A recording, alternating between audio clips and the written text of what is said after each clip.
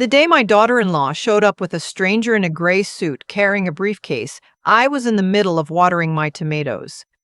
That image, her standing at my gate, smiling too wide, the man beside her holding a leather folder like he already owned the place, I replay it sometimes, not with fear anymore, with something closer to quiet gratitude that I had not said a word. But I'm getting ahead of myself. Let me take you back to where it really started. My husband, Harold, passed in the spring of 2021, 2 years after his diagnosis. Pancreatic cancer. We had 41 years together, and I won't pretend those last months weren't brutal, but Harold was a planner, always had been. He was the kind of man who read the fine print on everything, who kept a filing cabinet organized by color-coded tabs, who once told me, "Lorraine, hope for the best, but document everything." I used to tease him about it. After he was gone, I understood. What most people didn't know, what I deliberately kept quiet about, was what Harold had arranged before he died. He owned a lake house, not our main home in Dayton, Ohio, where we'd raised our son together, but a separate property up near Lake Erie that his father had left him decades ago. It sat on about 3 acres, had a small dock, a 2-bedroom cabin that Harold had slowly fixed up over the years. Nothing grand, but paid off entirely, generating steady rental income through a management company that handled everything. Harold had placed it in a revocable living trust 2 years before his diagnosis. Just routine estate planning, he'd said. He updated it after his diagnosis to make the terms clearer. I was the sole beneficiary and trustee. I knew what the property was worth. I had seen the most recent appraisal Harold kept in his files, tucked behind the property tax statements. I read it 3 times the week after his funeral, sitting at the kitchen table with cold coffee. The number was significant, more than I had ever expected. I told no one. Not my sister. Not my neighbor Gwen, who knew everything about everyone on our street, and not my son, whose wedding was coming up that September. My son. I'll call him by what he's always been to me, my boy, had been with his girlfriend for about 2 years when Harold got sick. I hadn't spent much time with her. She seemed fine, polished. She worked in real estate, which I mention only because it became relevant later. Her mother I had met exactly twice before the engagement was announced. The engagement happened fast. 4 months after Harold's funeral, my son called to tell me they were getting married in September. I congratulated him. I meant it. He sounded happy, and after the year we'd had, I wanted him to have something good. The first time her mother and I sat down together, a dinner my son arranged at a restaurant downtown, the kind with cloth napkins and no prices on the menu, I noticed the question started early. We were on appetizers when she asked me how I was managing on my own. I said I was doing fine. She nodded, smiled, said it must be so hard. Then she said something about how lucky I was that Harold had taken care of things. I said yes. He was thoughtful that way. She asked if I planned to stay in the house long term or if I'd considered something more manageable. I said I liked my house fine. My son looked at his bread. Later, driving home alone, I thought about that conversation. Something about it sat wrong with me. The questions were friendly on the surface, but underneath, there was an inventory being taken. At the engagement party a few weeks later, his fiancée pulled me aside in the kitchen while we were getting drinks. She was warm. She complimented my earrings. Then she mentioned almost offhandedly that she had been doing some research into lakefront properties in Ohio and they were just skyrocketing in value. Did I know anything about that market? I said I didn't follow it closely. She smiled and said it was just interesting. That was all. But I felt it, the antenna you develop after 63 years on this earth, the way certain questions aren't really questions. That night, I called my attorney, a woman named Patricia. No, I need to stop there. I promised to protect some people's privacy. I'll just say I had an attorney I trusted, one Harold and I had worked with for years. I made an appointment. The wedding was in September at a venue outside Columbus. Beautiful place. Rolling hills, white tents, the kind of late summer evening that looks like a painting. I was seated in the fourth row. I want you to understand that without bitterness, just as a fact, my son's college roommate's parents were in the second row. I was in the fourth row at my only child's wedding. I did not make a scene. I smiled. I danced once when someone I barely knew asked me to join a group on the floor. My son danced with his new wife for a long time, and I watched from my table and thought about Harold and how he would have handled all of this differently. Harold would have said something early, directly, with that calm, immovable way he had. I thought about the trust documents in my filing cabinet, and I said nothing. The weeks after the wedding were quiet in a way that felt deliberate. My son had always called on Sundays. After the wedding, the calls became every other Sunday, then once a month. Then I was the one calling and getting voicemail and hearing back 2 or 3 days later with short, tired answers. He was busy. Work was busy. They were looking at buying a house. Things were hectic. I baked cookies one Saturday in October, his favorite, the oatmeal ones with dried cherries that I'd been making since he was 10, and drove over to drop them off. He had rented an apartment on the east side while they saved for a house. I knocked. I could hear the television inside. After a moment, the door opened. His wife stood there. She looked at the tin in my hands and then at my face, and something shifted in her expression. Not unkind exactly, but not warm either. She said my son wasn't home. I said that was fine, I'd just leave the cookies. She took the tin. Said she'd tell him I stopped by. The door closed. I stood in the hallway for a moment. Then I walked back to my car and sat there for a while before I started the engine. 3 days later, my son called. He thanked me for the cookies. He said they were great. He did not mention that I had stood at his door. We talked for 11 minutes. I counted. November passed. December. I spent Christmas with my sister's family in Cincinnati. My son and his wife were visiting her family in Florida. He called Christmas morning. We talked for 7 minutes. In January, he called on a Sunday evening, and the conversation was different from the start. His voice had a stiffness to it, like he'd been coached. He asked how I was doing. I said fine.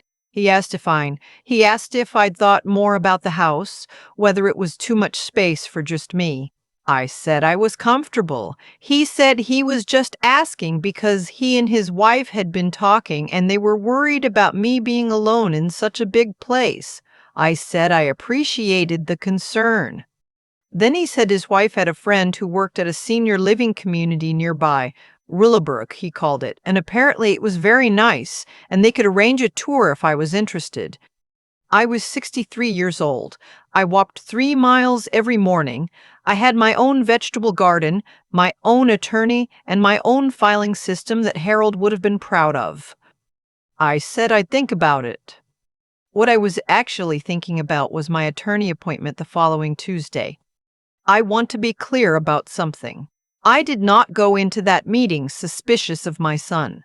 I still want to believe, that he was genuinely being influenced by someone else, that the man I raised wasn't doing this fully of his own understanding.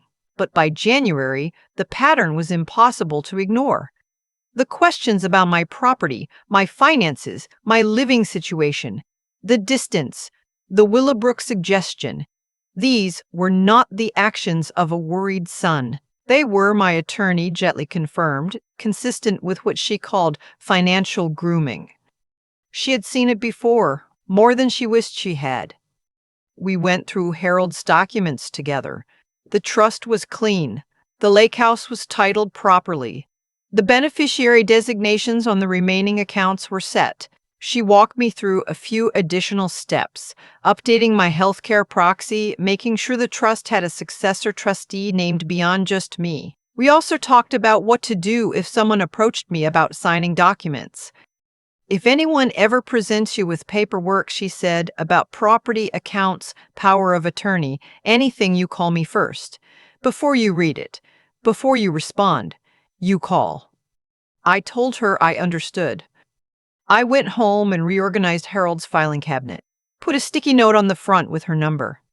Spring came slowly that year. The rental management company sent me the quarterly report on the lake house in March, fully booked through July. The income deposited directly to an account my son had no knowledge of. I stood at my kitchen window reading the report and felt something I hadn't felt in months: steadiness. My son came over for dinner in April, alone. His wife was at a work event, he said. We had pot roast, which I'd been making the same way for 40 years. He was quieter than usual, but toward the end of the evening, something in him loosened a little, and he told me he was glad to see me looking well. I almost said something then. Almost. But Harold's voice in my head said, "Not yet." The following Tuesday was when it happened. I was outside with the tomatoes. I'd started them early that year, indoors, under grow lights, when I heard the front gate. I turned around and there she was. Bright smile, professional clothes, and beside her, a man in a gray suit with a leather briefcase who introduced himself as a notary public. She told me they had some documents for me to sign. Just routine, she said, to do at the estate. Her voice was practiced, steady. She stepped forward slightly toward the door. I looked at her. I looked at the man with the briefcase. I thought about the sticky note on the filing cabinet. I said I didn't sign anything without my attorney present. Her smile stayed on her face but stopped moving. She said it was simple paperwork, really. It wouldn't take more than a few minutes. I said my attorney's name. I said I could give her the number if she'd like to schedule something through her. The notary glanced at his briefcase. The smile finally dropped. She said they'd be in touch. They walked back to the car. I watched them leave, then I went inside and called my attorney before I even took off my garden gloves.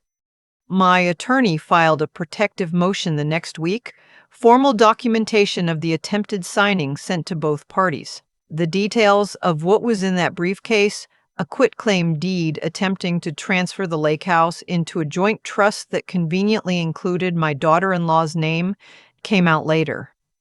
My son called that evening. He was crying. I don't know whether the tears were genuine or the result of a plan going sideways. I don't let myself answer that question. I only know what he said, that he was sorry, that he hadn't understood what he was agreeing to, that she had told him it was just a way to simplify things for everyone. I told him I loved him. I told him we would talk when he was ready to have an honest conversation. He came over 3 weeks later, alone. We sat at the kitchen table with coffee, and he told me things I think he'd been holding for months, about the pressure, about how she had started talking about my assets before they were even engaged, about arguments they'd had when he said he wasn't comfortable with some of what she was suggesting, about how slowly, without him fully realizing it, he had been turned around. I am not a perfect mother. I've never claimed to be. But I looked at my son across that kitchen table and I recognized something in him. The same look Harold used to get when he'd let something go on too long and finally said enough, a kind of exhausted clarity. They separated 6 months later. He filed the following spring. The lake house is still mine. I've been up twice this year. Once in May with my sister, once in July alone. I sat on the dock one evening last month and watched the sun go across the water, and I thought about Harold's filing cabinet and the color-coded tabs and the way he always said, "Hope for the best, but document everything." I have a good attorney. I have a trust. I have my tomatoes. And I have a son who calls me every Sunday now. Every single one. That is enough. More than enough. It turns out the most powerful thing I ever did was nothing. Just staying quiet, staying prepared, and letting the truth do the work Harold always trusted it would do. I think about Harold a lot when I'm out by the tomatoes. Not in a sad way anymore. More like the way you think about someone who left you a map before a long trip. He didn't know exactly what road I'd be on, but he knew I'd need one. What happened to me over those 2 years wasn't something I could have predicted on the morning of my son's wedding, watching him dance under those white tents with the late summer light coming down. But looking back, the shape of it was already there. and the questions that came too early, the interest in things that weren't anyone else's business, the slow, patient way a person can be turned away from the people who love them when someone more persuasive starts filling their ear. I've asked myself whether I did the right thing by staying quiet as long as I did. I don't mean about the lake house, that I'm certain of. I mean about all of it, about not confronting things sooner, not naming what I was seeing. And honestly, I'm still not entirely sure. But I do know this. The restraint I practiced wasn't passivity, it was a choice. Harold taught me that there's a difference between waiting because you're afraid and waiting because you're ready. I was working on being ready. The thing nobody tells you about being taken advantage of by someone in your own family is how much it asks of your integrity. Because the easiest thing, the thing that would have felt satisfying in the short term, would have been to make a scene, to accuse, to let the hurt out loud. And the hurt was real. The fourth row at my son's wedding was real. The door closing in my face with those cookies was real. The 11-minute phone calls were real. I felt all of it. But I had made a promise to myself, somewhere in those quiet months after Harold died, that I was not going to let grief or anger make my decisions for me.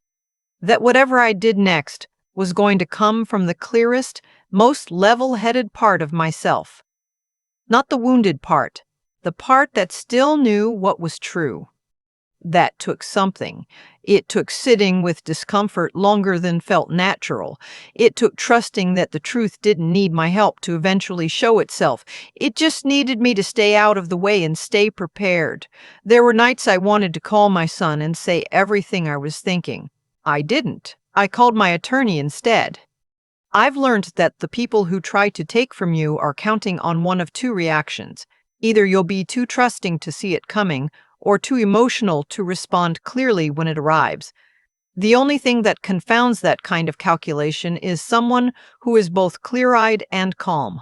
Someone who has done the quiet work ahead of time, filed the right papers, asked the right questions, chosen deliberately not to hand over information that could be used against her. My son is rebuilding now. It's slow.